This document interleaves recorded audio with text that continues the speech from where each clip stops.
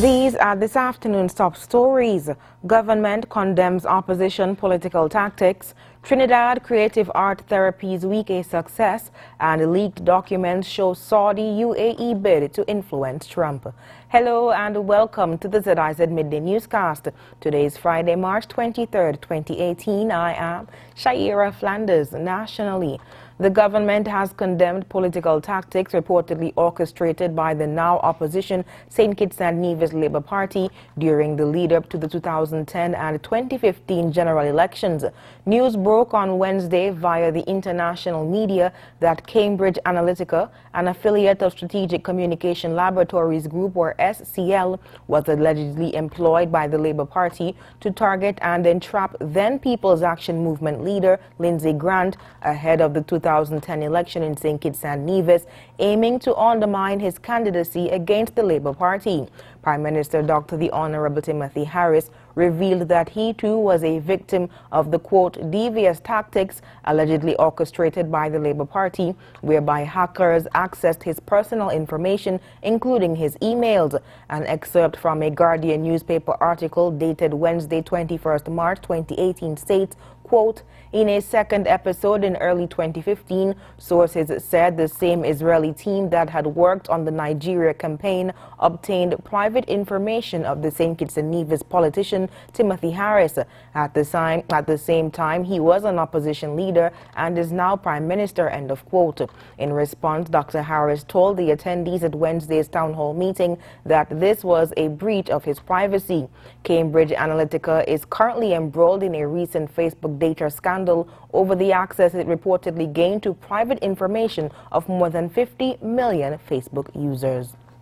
In other news, Range Developments, an investment and hospitality company founded in 2011, has highly commended the government for its recently implemented new real estate option under the CBI program. Mohammed Asaria, founder of Range Developments, the company which developed the recently opened Park Hyatt St. Kitts, said, quote, Range Developments applauds the government of St. Kitts and Nevis for its astute repositioning of the island's CBI program, end of quote.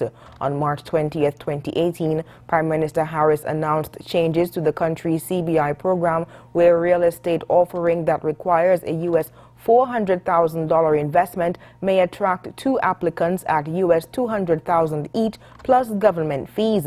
Mr. Asaria said, quote, as the developers of the recently opened Park Hyatt St. Kitts and the newly launched Six Senses St. Kitts, we think this is a very positive step which will breathe new life into the country's real estate market, end of quote.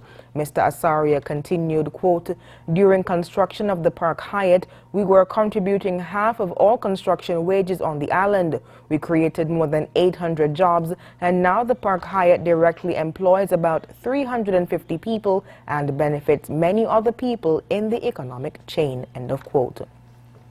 The St. Kitts Diabetes Association continued its drive to look for signs of diabetes among children with a screening process at the Sadler's Primary School on Thursday.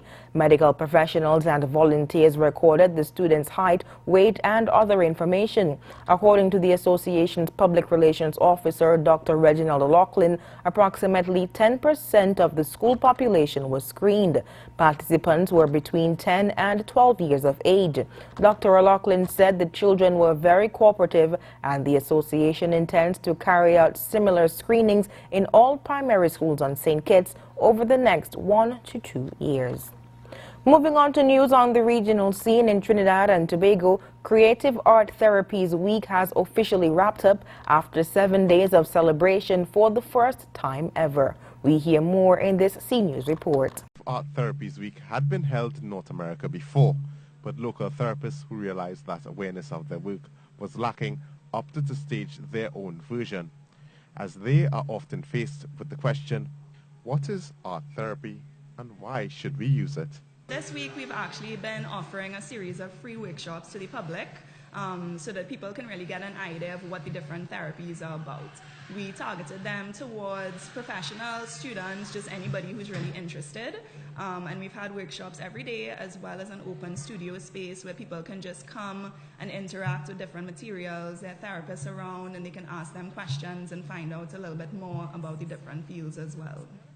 The event also served to introduce the public to a service which hasn't been made readily available at most public health institutions. The thing about creative arts therapies is that it is not offered in the public service in the way that it should be.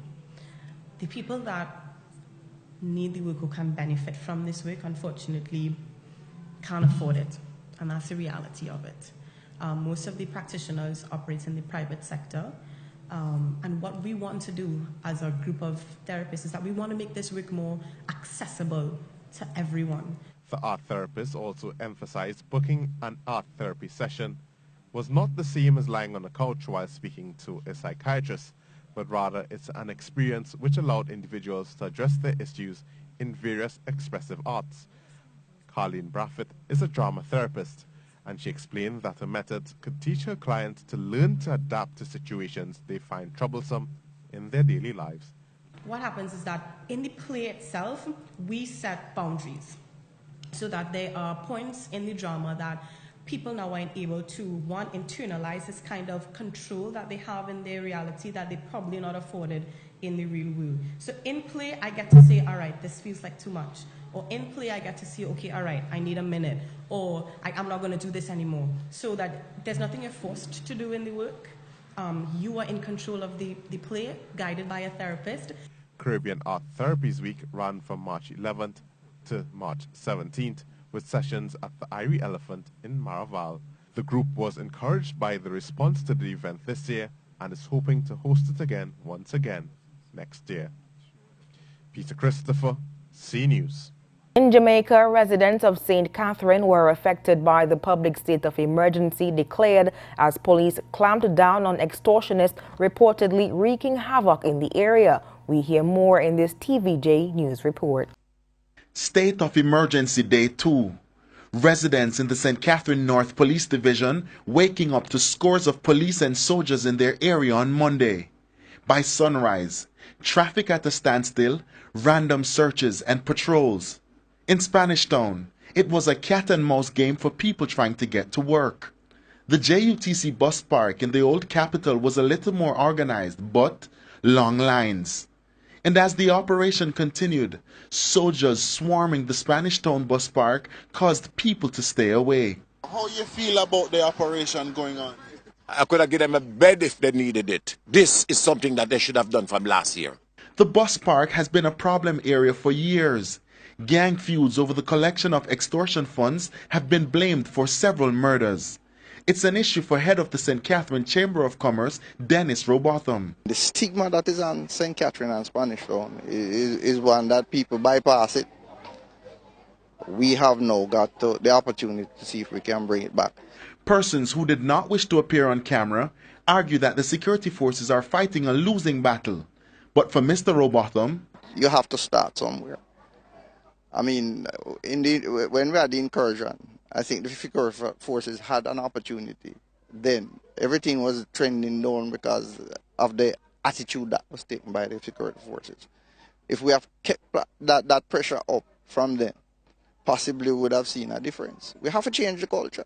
He added that it begins with creating employment. Data released by the Constabulary Communications Unit, CCU, revealed that approximately 123 persons, including 3 wanted men, have been taken into custody for processing during the first 24 hours of the state of public emergency.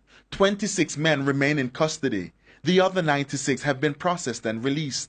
4 members of the Montego-based G-City gang who fled the state of emergency in St. James were captured in Spanish Town on Sunday. Anthony Lugg, TVJ News. On the international scene, public sector workers are demonstrating in Paris against French President Emmanuel Macron's reform program. Angry rail workers are threatening 3 months of rolling strikes that could cripple the country's economy. Previous presidents have encountered stiff resistance when trying to modernize the railways. Al Jazeera's Natasha Butler reports from Paris on whether Macron could succeed where others have failed. They're some of the fastest passenger trains in the world. France's TGVs, which link the big cities, are modern and efficient, but the same cannot be said for the company that runs them. France's National Railway, or SNCF, is unprofitable and deep in debt. Local services like this one near Paris are often disrupted because of problems with staff or ageing infrastructure. There are often delays, it's catastrophic. Trains cancelled at a late notice, it's often chaos. My son, who has an hour's train journey each day, says there is a problem on his line every other day. The French government says that the SNCF must change, so it's proposing some major reforms. It wants to open up the rail network to foreign investors, and it plans to scrap the special status given to rail workers, which allows train drivers to retire in their 50s, a decade earlier than most of the population. SNCF will lose its monopoly in 2020. Under EU rules, foreign companies will be able to run trains on its network. The Prime Minister says reforms will help SNCF stay competitive. The world is changing. The SNCF must change with it. Faced with competitors, SNCF cannot remain the only company to recruit rail workers under a special status.